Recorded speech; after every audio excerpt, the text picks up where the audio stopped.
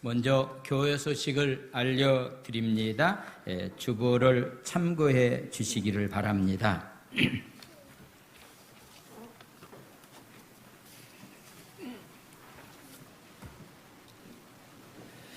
유튜브에서 오전 11시 예배, 새벽 5시 예배, 금요 철야 예배 오후 8시에 유튜브에서 실시간 예배가 방송이 됩니다. 여러분들이 참고해 주시기를 바랍니다. 오늘 예배는 성찬식 예배로 하나님 앞에 예배를 드립니다. 오늘 특별히 귀한 찬양을 해주신 우리 찬양사역자 동방현주 집사님에게 감사를 드립니다. 지금 지하성전에서 주일학교와 학생회, 우리 교사들과 함께 여름 행사가 진행 중에 있습니다. 위에서 계속적으로 함께 기도해 주시기를 바랍니다. 수험생을 위해서 함께 여러분들이 기도해 주시기를 바랍니다. 이미 이렇게 새벽 예배 나오신 분들에게는 광고 말씀을 드렸는데, 홍성범 선교사님이 중국의 티벳이라고 하는 지역에 가서 선교 사역을 하고 있는데, 저도 그 현장을 오래전에 이렇게 다녀왔습니다. 고산지대이기 때문에 아마 그쪽에서 선교한다라고 하는 자체가 굉장히 힘들고 어려운 상황 가운데 있는데, 그럼에도 불구하고서 귀한 사역을 아주 열심히 사역을 하셨습니다. 그런데 이렇게 지금 중국에서 선교사들이 다 추방을 당해서 제주에 이렇게 와서 계신데, 이젠 중국에 들어갈 수 있는 그런 기회가 없어지므로 중국에서 오시는 분들을 상대로 해서 특별히 앞으로 이렇게 제주 땅으로 해서 개척을 해서 하나님을 섬기려고 하는 그런 계획을 가지고 있다가 약 한 3주 전에 부부가 교통사고를 당해서 지금 병원에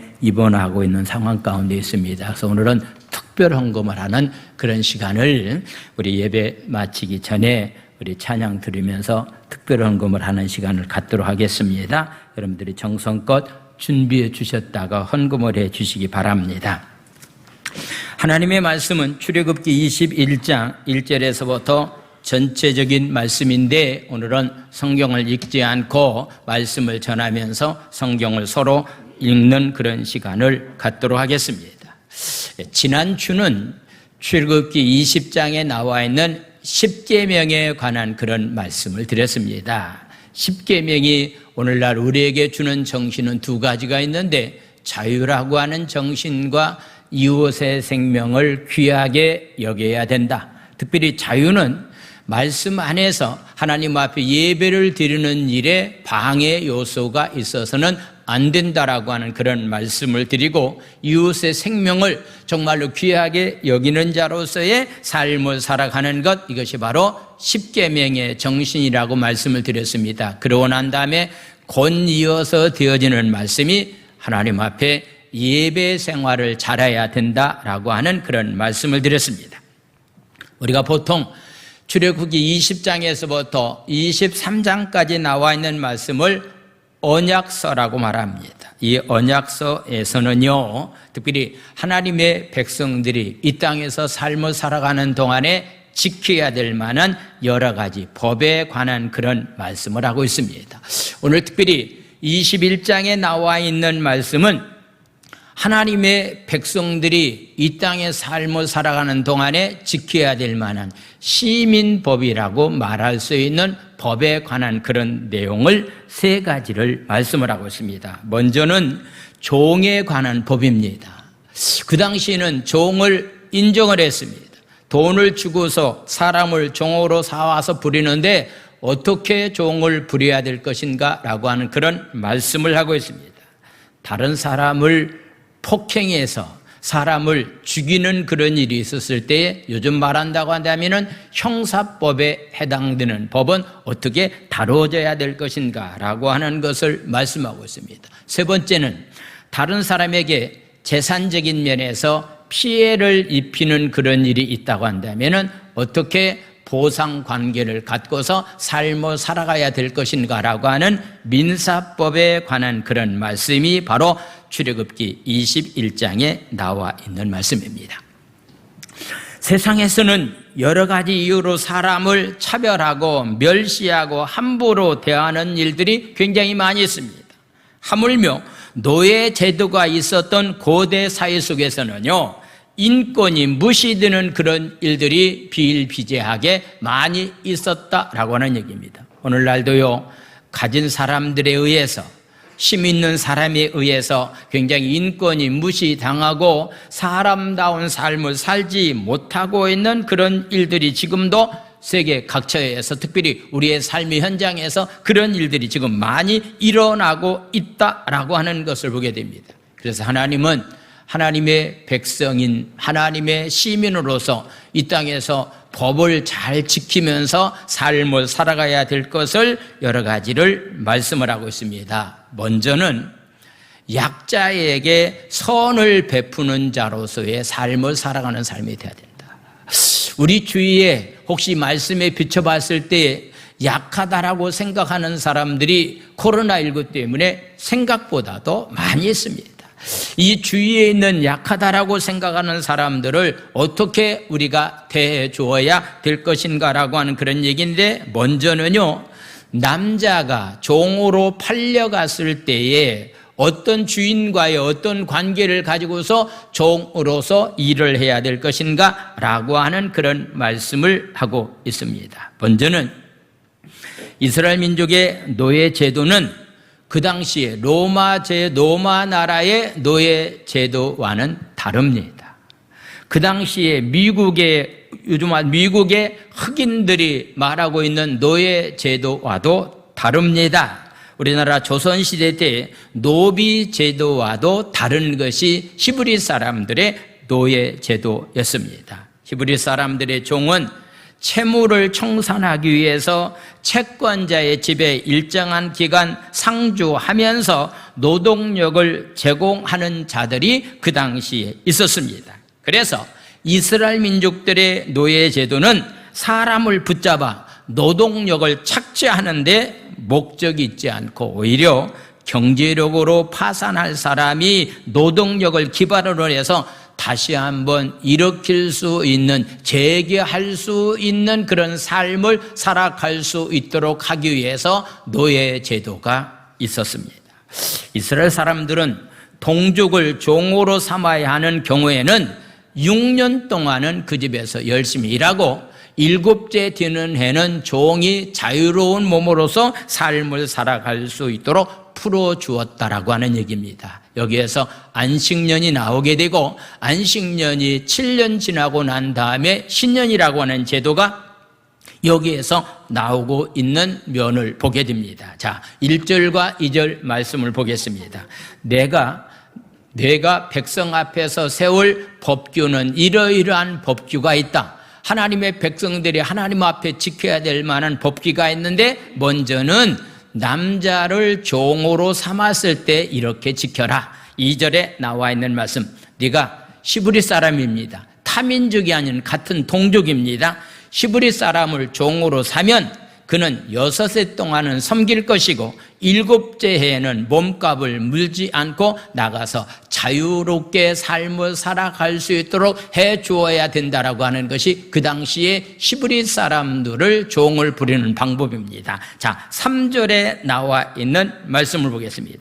만일 그가 홀몸으로 단신으로 왔다면은 단신으로 나가야 할 것이고, 장가 들었다고 한다면 그의 아내도 그와 함께 나가야 된다라고서 말하고 있습니다. 종으로 팔려갈 때 아내와 함께 왔다, 자식들이 함께 왔다고 한다면은 그가 7년째 되는 해는 온 가족들이 다 나가서 자유로운 몸으로서 삶을 살아갈 수 있도록 해 주었다라고 하는 그런 말씀입니다. 그런데 4절은 이런 말씀이 있습니다. 만일 상전이 그에게 아내를 주었다. 홀몸으로 왔는데 종으로 팔려와서 주인이 그 혼자 사는 남자에게 여자를 주어서 그가 그곳에서 아들이나 딸을 낳아서 삶을 살았다. 그러면 이젠 7째 되는 해에 이제 나가야 될 텐데 그때는 어떻게 돼야 될 것인가?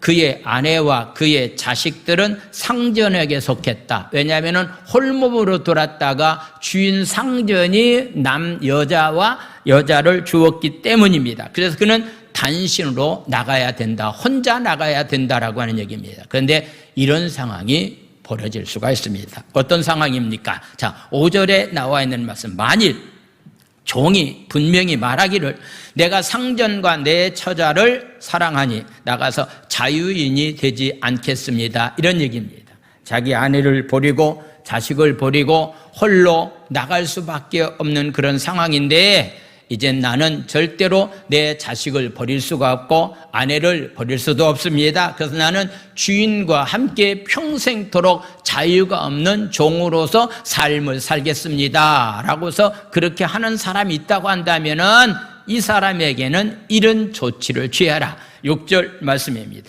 상전이 그를 데리고 재판장에로 갈 것이고 또 그를 문이나 문설주 앞으로 들고 가서 그것에다가 송곳으로 그의 귀를 뚫을 것이라. 그는 종신토록 그 상전을 섬긴다. 이것을 가르쳐서 말하기를 귀 뚫린 종이라고 말합니다. 귀가 뚫려 있는 종은 이제는 주인을 절대로 버리지 아니하고 주인과 영원토록 함께 살겠다라고 하는 그런 의미를 가지고서 귀에다가 구멍을 뚫었다라고 하는 그런 얘기입니다. 우리에게 주는 교훈이 하나 있습니다.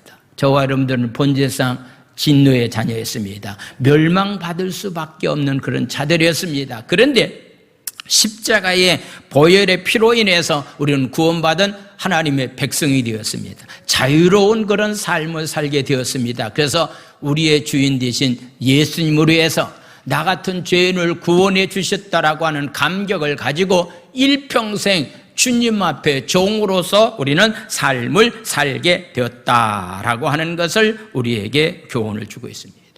하나님의 형상대로 지음받은 인간이 자유를 누리지 못하도록 억압하는 일이 있어서는 안 되기 때문에 일곱째 되는 해는 종이지만은 자유를 허락해 주셨다라고 하는 것을 말씀하고 있습니다. 하나님이 우리에게 주신 자유, 말씀 안에서 진리가 너희를 자유케 해주신다라고 약속하셨기 때문에 우리는 마음껏 자유를 누리면서 삶을 살아가고, 내가 힘이 있고 능력이 있다고 해서 인권을 무시하거나 다른 사람의 자유를 억압하고 빼앗는 그런 행위는 신앙인으로서 올바르지 못하다라고 하는 그런 교훈을 주고 있습니다. 여종은 좀 다른 점을 말하고 있습니다. 남종은 그렇죠. 여종에 관해서는 7절에서부터 11절까지 말씀을 보겠습니다. 7절에서 11절까지 사람이 자기의 딸을 여종으로 팔았다. 아마도 경제적인 면에서 힘들고 어려운 상황이 있기 때문에 그냥 여종으로 파는 경우도 있는데, 여기서 여종으로 팔았다라고 하는 것은 남종처럼 팔았다라고 하는 의미가 아니라 돈 많은 사람들에게 돈을 받고서 딸을 팔므로 인해서 바로 그 남자는 그 사람을 첩으로 두든지 두 번째 부인으로 두든지 아내로 두는 일들이 그 당시에 있었다라고 하는 얘기입니다. 그는 남종과 같이 나오지 못한다라고서 말씀을 하고 있습니다. 자, 8절에 나와 있는 말씀은 만일 상전이 그를 기뻐하지 아니하고 이렇게 자기의 부인으로 돈을 받고서 이렇게 사왔는데도 그를 기뻐하지 아니하고 상관하지 아니했다. 상관이라고 하는 말은 성적인 관계를 갖는 것을 말합니다. 성적인 관계도 하지 아니하면 그를 속량하게 할 것이나 상전이 그 여자를 속인 것이 되었기 때문에 외국 사람에게는 인신매매해서 팔 수는 없다라고서 이렇게 말씀을 하고 있습니다. 역시 여자의 경우도 사정은 다르지만은 구체적인 면에서 인권을, 자유를 함부로 해서는 안 된다라고 하는 그런 사실을 지금 말씀하고 있는 겁니다. 그래서 9절은 이렇게 말씀하고 있습니다. 9절, 만일 그를 자기 아들에게 주었다, 돈을 주고 여자를 사와서 자기 아들에게 주었다라고 한다면은 그를 딸같이 대우해 주면서 관계를 갖고서 삶을 살아가야 될 것을 이야기를 하고 있습니다. 여종이 아버지에게 지불된 돈, 납폐금이라고 말하고 있는데 결혼 보상금이라고도 이야기를 합니다. 요즘도 이 동남아 지역에서 이렇게 와서 결혼하러 오시는 분들은 어떤 면에서는 그냥 그 동남아 지역에 살고 있는 부모님들에게 어느 정도의 돈을 주고 와서 사는 그런 경우들이, 결혼해서 사는 그런 경우들이 있는 그런 모습을 우리는 보게 됩니다. 그런데 잘못하게 되면은 여자를 성적인 놀이개로 삼고서 삶을 살면서 성적인 학대를 당하는 그런 여자들이 많이 있기 때문에 이런 일들이 없도록 하기 위해서 이런 제도를 하나님은 주셨다라고 하는 것을 말씀하고 있습니다. 그래서 만약의 경우에 상전이 여종을 아들에게 주었다고 한다면은 딸처럼 귀하게 여겨라. 그리고 상전이 다른 여인과 결혼한다 하더라도 여종에 대한 의무는 다 해야 된다. 여종에 대한 의무가 과연 어떤 것인가? 오늘 성경 3가지를 말씀을 하고 있습니다. 내가 여자를 돈을 주고 사와서 자기의 첩으로 아내를 삼고서 만약에 삶을 살다가 다른 여자가 생겨서 만약에 그 여자를 관계를 끊어버리고서 삶을 살아서는 안 된다라고 합니다. 3가지 해야 될 만한 의무가 있는데 그 의무가 어떤 것인가? 오늘 성경은 10절은 구체적으로 이렇게 말씀하고 있습니다. 10절, 만일 상전이 다른 여자에게 장가들지라도, 만약에 다른 여자가 있어서 장가들었다, 장가든다 할지라도 그 여자에게는 음식을 제공해라. 그 여자에게는 입을 옷을 제공하라. 그 여자와 동침하는 것만큼은 끊어서는 안 된다라고 하는 그런 얘기입니다. 요즘 이혼하는 그런 경우들이 굉장히 많이 있는데, 이혼 사유 가운데 하나가요, 성적인 면에서 거절을 당하는 것도 이혼 사유 가운데 하나가 된다라고 하는 것을 보게 됩니다. 그래서 특별한 경우를 제외하고서는 부부는 어떤 면에서 분방하는 일이 있어서는 아니 된다라고 하는 사실을 우리에게 말씀을 하고 있습니다. 상전이 이 모든 의무를 이행하지 않는 경우에, 그 다음에 먹을 음식을 주고 옷도 입혀주고 성적인 관계를 가져야 될 텐데 이 3가지를 만약에 남자가 하지 않았다라고 한다면은 그 여자는 나와서 자유로운 몸이 되어서 다른 남자와 가정을 가지고 삶을 살아도 괜찮다라고 하는 그런 사실을 말하고 있는 겁니다.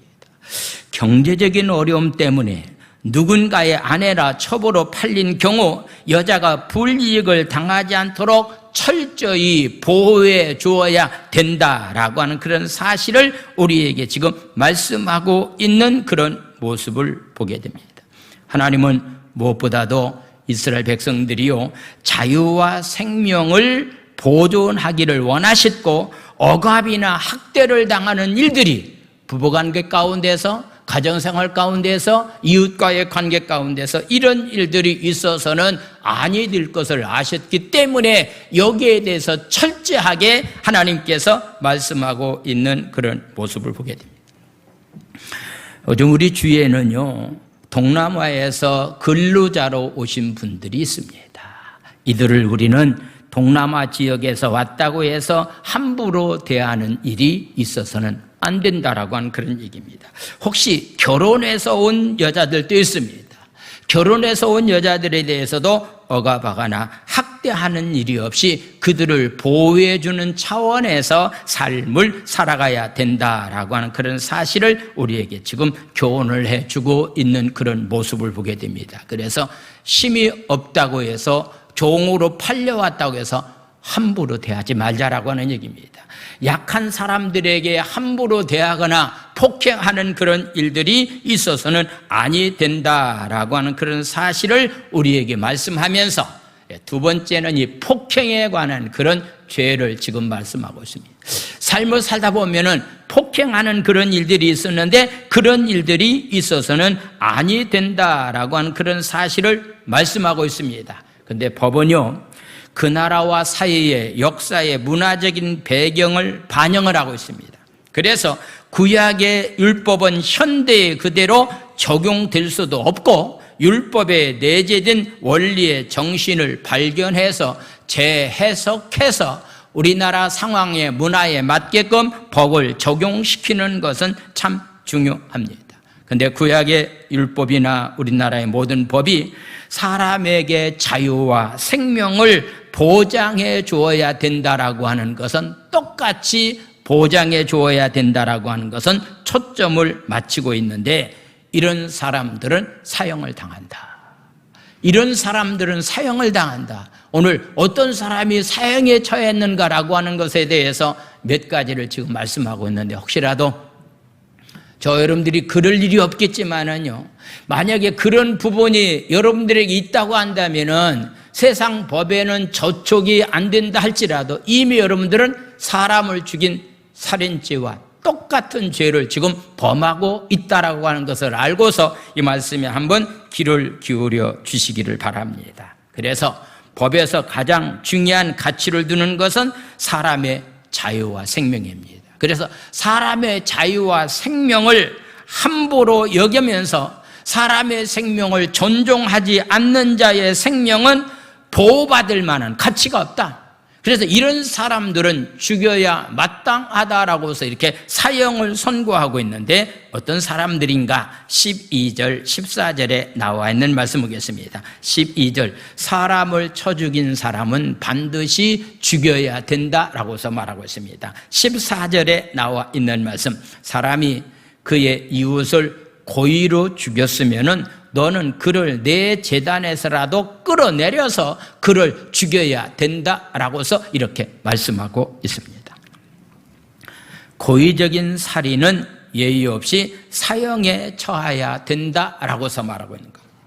고의가 아니라 하나님의 섭리에 의한 것, 즉 사고에 의한 경우에는 도피성이라고 하는 제도가 있어서 그것에 재판받기까지 생명을 보호받을 수 있는 도피성이라고 하는 제도가 민수기 35장에 보면은 그런 말씀이 자세히 기록된 것을 보게 됩니다. 민수기 35장 9절에서부터 15절까지 말씀을 보겠습니다. 여호와께서 모세에게 말씀하여 이르시되, 10절 말씀, 이스라엘 자손에게 말하여 그들이 이르라, 너희가 요단강을 건너 가나안 땅에 들어가서 삶을 살 때에 11절, 너희를 위하여 성읍을 도피성을 정하여 부지 중에 잘 알지 못하는 가운데서 살인한 사람만 있다고 한다면은 그곳에 피하라, 잠시 피해라. 12절 말씀, 이는 너희가 복수할 자에게서 도피하는 성을 삼아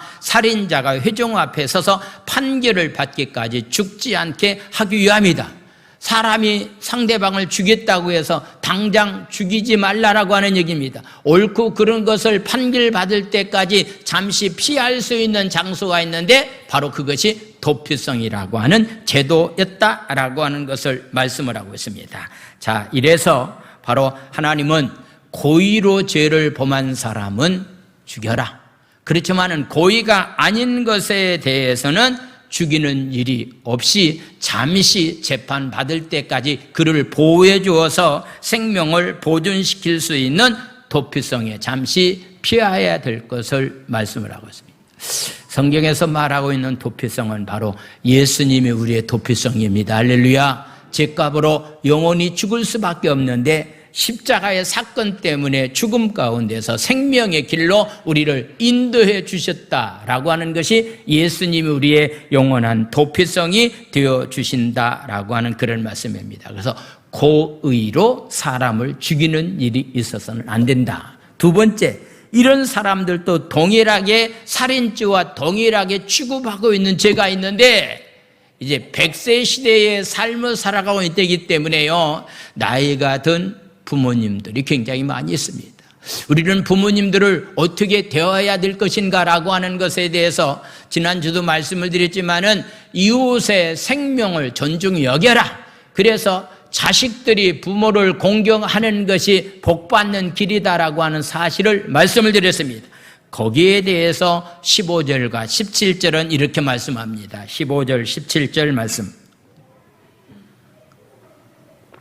15절, 자기 아버지나 어머니를 치는 자는 반드시 죽일지니다 라고서 말하고 있습니다. 폭행하는 일에 관해서 부모를 폭행하는 사람은 반드시 죽여야 된다라고 하는 그런 얘기입니다. 물론 어떤 면에서 이렇게 겉모습에 상처가 나도록 폭행하는 것도 폭행이지만은요, 요즘 그거보다 더 무슨 폭행이 있는데 무슨 폭행입니까?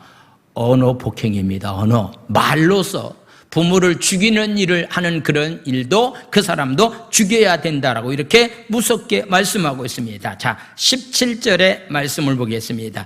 자기 아버지나 어머니를 저주하는 사람은 반드시 죽여야 된다. 여러분들, 부모를 폭행하는 사람도 죽어야 되고 자기 부모에게 저주하는 사람도 마땅히 그도 죽여야 된다라고 해서 이렇게 말씀하고 있습니다. 그러면서 또 이런 사람도 죽여야 된다. 16절에 나와 있는 말씀. 살리라고 하는 말을 많이 해야 될 텐데 왜 죽이라고 하는 말을 이렇게 많이 했을까? 16절에 보니까 사람을 납치한 자가 그 사람을 팔았든지 자기 수하에 두었든지 그는 반드시 죽여야 된다라고서 말하고 있는 겁니다. 한동안 인신매매가 굉장히 많았지요. 납치해서 사람을 파는 그런 경우들이 굉장히 많이 있는데요. 그런 사람들은 잡아서 죽여야 된다라고서 말하고 있습니다. 그런데 요즘 사형을 어떤 면에서 인정하는 그런 나라도 있고 사형제도를 폐지하는 그런 나라도 있기 때문에 좀 생각이 다를 수도 있다라고 생각을 해보게 됩니다. 부모에게 폐악을 저지르는 것은 살인이나 다를 바가 없다라고 하는 것. 함부로 대해서는 안 된다라고 하는, 말로서도 함부로 대해서는 안 된다라고 하는 것. 물론 나이가 들어서 상황 판단이 흐려질 수도 있고 나이가 들어서 치매가 오는 그런 경우도 있고 나이가 들어서 팔다리가 성하지 못한 가운데서 삶을 살아가는 모습 가운데서 자식된 입장에서 나이든 부모를 모신다라고 하는 것이 굉장히 힘들고 어려운 것만큼은 분명하지만은 그럼에도 불구하고서 생명의 근원 되신 분이 바로 하나님이고 그 생명을 하나님께서 주셨기 때문에 부모의 생명을 함부로 대하는 그런 일들이 있어서는 아니 된다라고 하는 것을 말씀을 하고 있습니다. 두 번째는요, 다른 사람의 생명이나 자유를 빼앗는 범죄가 아니라면은 사형까지는 이르지 아니할 수 있다라고 이렇게 말씀하고 있는데 18절에서부터 말씀을 보겠습니다. 18절, 사람이 서로 싸우다가 하나가 돌이나 주먹으로 그의 상대방을 쳤으나 그가 죽지 않고 자리에 누웠다. 만약에 죽이면 어떻게 됩니까? 그도 죽여야 될 텐데 죽지는 않고서 자리에 들어 누워 있었다. 19절 말씀 보겠습니다. 19절, 지팡이를 짚고 일어나 걸으면 그를 친 자가 형벌은 면하되 그간의 손해를 배상하고 그가 완치되게 할 것이다. 만약 이렇게 건강이 회복될 때까지 손해배상을 하고 병원비를 물어주고서 건강이 회복될 때까지 책임져야 된다라고 하는 것을 말씀합니다. 20절 말씀, 사람이 매로 그 남종이나 여종을 쳐서 당장에 죽으면 반드시 형벌을 받으려니와 21절 말씀, 그가 하루나 이틀을 연명하면은 형벌을 면하느니 그는 상전이 재산임이다라고 얘기하는 겁니다. 그러니까 당장 죽으면 쳐서 당장 죽으면은 형을 면할 길이 없지만은 그냥 며칠 살다가 죽으면은 그래도 형은 면할 수가 있다라고 하는 그런 말씀을 하고 있습니다. 자, 이렇게 신체적인 면에서 이웃에게 폭행을 저질름으로 인해서 어떤 일이 벌어졌을 때도 우리가 어떻게 해야 될 것인가 라고 하는 것을 말씀하고 있습니다. 고의로 일부러 사람을 죽이는 것은 반드시 그 사람에게는 그 대가를 지불해야 되지만은 고의가 아닌 경우에는 그렇게 사람을 똑같이 죽여서는 안 된다라고 하는 것을 얘기하고 있습니다. 참, 요즘 우리나라에서 좀 법을 개정하려고 하고 있는 태아에 관계되는 것인데요. 자, 22절에 나와 있는 말씀 보겠습니다. 22절 말씀. 사람이 서로 싸우다가 임신한 여인의 배를 쳐서 낙태하게 하였다. 근데 다른 해가 없으면은 그 남편의 청구대로 반드시 벌금을 내되 재판장의 판결을 따라서 해야 될 것에 관해서 말씀하고 있습니다. 이렇게 서로 싸우다가 실수로 인해서 유산되는 그런 경우가 있다고 한다면은 그것도 법대로 벌금을 내고서 처벌을 해야 된다.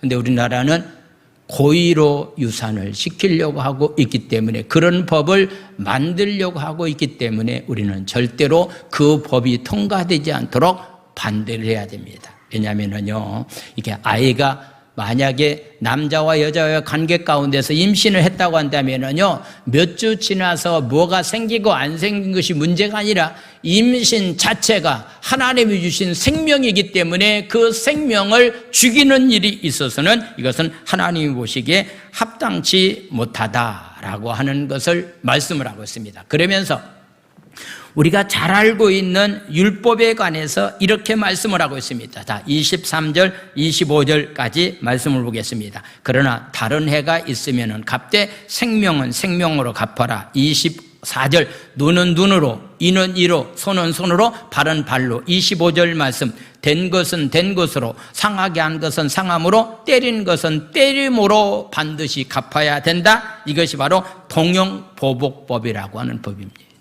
근데 이 말을 우리가 잘 주의 깊게 왜 이런 법을 주셨는가라고 하는 법의 정신을 가지고서 우리가 삶을 살아가는 것은 굉장히 중요한데, 손해를 입혔으면은 반드시 보복해야 된다라고 하는 그런 명령이 아닙니다.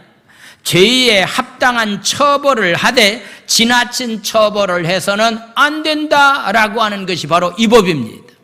근데 지금 중동 지역에 있는 모슬림 국가에서는요, 만약에 내 손이 범죄를 했으면 손을 자르는 그런 경우가 있고, 눈이 범죄했으면 눈이 빼는 그런 경우들이 있는데, 이것은 법을 법대로 올바르게 우리가 이해하지 못한 가운데서 이런 일들이 벌어지고 있다라고 하는 것을 말하고 있는 겁니다. 이것은 바로 보복을 함부로 해서는 안 된다라고 하는 그런 법을 지금 우리에게 지금 말씀하고 있는 겁니다. 예를 든다고 한다면은 바로 이 주인과 종의 관계 가운데서 26절과 27절은 이렇게 말하고 있습니다. 26절, 사람이 그 남종의 한 눈이나 여종의 한 눈을 쳐서 주인이 그냥 종의 눈을 쳐서 상하게 했다. 그러면 그 눈에 대한 보상으로, 그러면은 너도 주인이지만은 내 눈을 상하기 때문에 내 눈도 빼야 되겠다라고 해서 빼서는 안 된다라고 하는 것을 말씀하고 있습니다. 어떻게 하면 됩니까? 그 보상으로 어떻게 된다고요? 그를 놓아서 자유롭게 삶을 살아갈 수 있도록 자유인으로 만들어 주어야 된다라고 하는 것을 말씀합니다. 자, 27절에 나와 있는 말씀, 그 남종이나 여종의 이를 쳐서 빠뜨리면은 그 이에 대한 보상으로 그를 놓아줘라. 이를 뺐다고 빠뜨리게 했다고 해서 상대방 이를 뽑으려고 하지 말고 거기에 대한 보상으로 그를 놓아서 자유롭게 해주는 것이, 이것이 바로 율법에서 말하고 있는 것이다라고 하는 것을 말하고 있습니다. 현행법도요, 죄를 범하면은 다 교도소 가는 것은 아닙니다. 그냥 교도소 갈 수 있는 상황도 생기지만은 돈을 들어서 보석금을 내고서 이렇게 풀려 나오는 그런 경우도 있는 것을 보게 됩니다. 지난주에 이재용 부회장이 가석방 때문에 이렇게 얘기하는 사람도 있고 저렇게 이야기하는 사람들도 있습니다. 코로나 경제를 살리기 위해서 경제적인 면에서 바로 이재용 부회장을 가석방 시키는 것은 너무 당연하다라고 얘기하는 사람도 있습니다. 그런데 어떤 사람들은 법 앞에서 평등하다, 돈이 있다고 해서 그 사람들을 풀어주고 그냥 가둬놓는 그런 일들이 있으면 이게 평등하지 않다라고 하는 이 두 가지 면을 보고 있는데요. 아마 제가 여러분들에게 묻는다고 한다면은 둘 중에 하나는 대답할 텐데 생각의 차이가 있어서 다르게 대답할 수 있다라고 이렇게 생각을 해보게 됩니다. 아마도 이런 면에서 이 법을 다루는 재판관들이나 법을 다루는 사람들이 항상 하나님께 지혜를 구하면서 지혜를 가지고 다루는 것이 있으면 참 좋겠다라고 하는 그런 생각도 해보게 됩니다. 특별히 짐승을 관리를 잘못해서 짐승으로부터 피해를 입었다고 한다면 짐승이 책임집니까? 주인이 책임집니까? 얼마 전에 양주에서요, 경기도 양주에서 이렇게 풀어놓은 개에 의해서 산책하던 여인이 물려서 죽었습니다. 근데 주인이 나타나지 않는 거예요. 그래서 얼마 있다가 주인이 잡히기는 잡혔는데 책임을 누가 집니까? 개가 책임집니까? 주인이 책임집니까? 주인이 책임집니다. 그 뒤에 말씀은 집에 가서 여러분들 한번 읽어보시면은요, 소가 사람을 받았다. 그러면은 그 소가 어떻게 됩니까? 사람을 받으면 누가 책임입니까? 주인이 책임입니다. 아마 그래서 다운 다음에는 주인이 보상금을 이렇게 주고서 해결 볼 수 있는 그런 일도 있어야 된다라고 하는 것을 말씀하고 있는데, 이것은 하나님은 공의를 행하시는 하나님이다. 오늘 주제는 두 가지입니다. 바로 우리는 연약한 사람들에 대해서 함부로 하지 말자.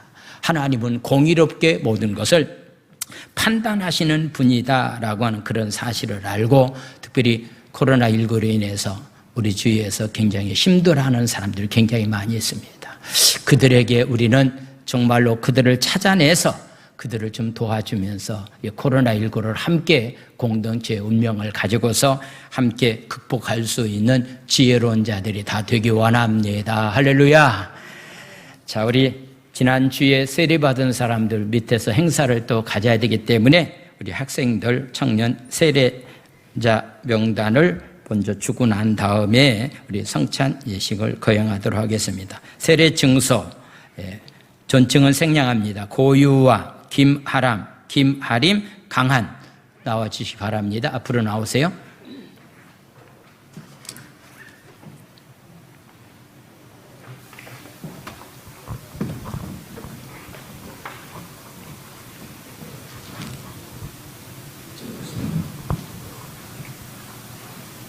세례 증서 21-12호 성명 고유화 1985년 10월 21생.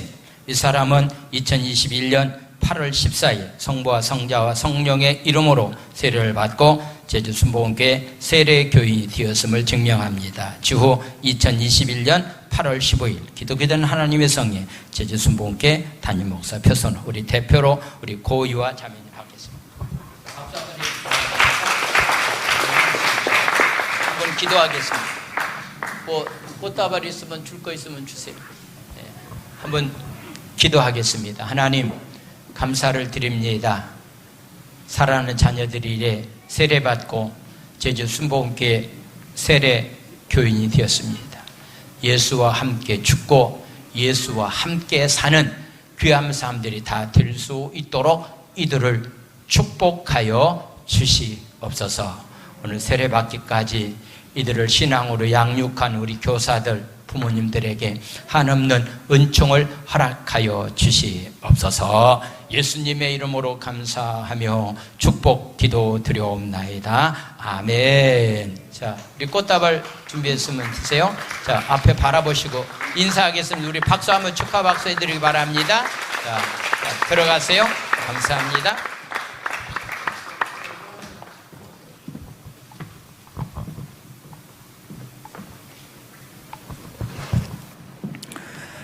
이어서 성찬 예식을 거행하겠습니다. 기도합니다. 하나님 아버지, 감사를 드립니다. 예수께서 잡히던 밤에 떡을 가져다 축사하시고 떼어주셨던 것처럼 주의 이름으로 이 떡을 나눠드리고자 하오니 우리를 위하여 십자가상에서 고난당하신 주님의 몸을 기념하여 성찬에 참여하기를 원합니다. 예수님의 이름으로 기도합니다. 아멘.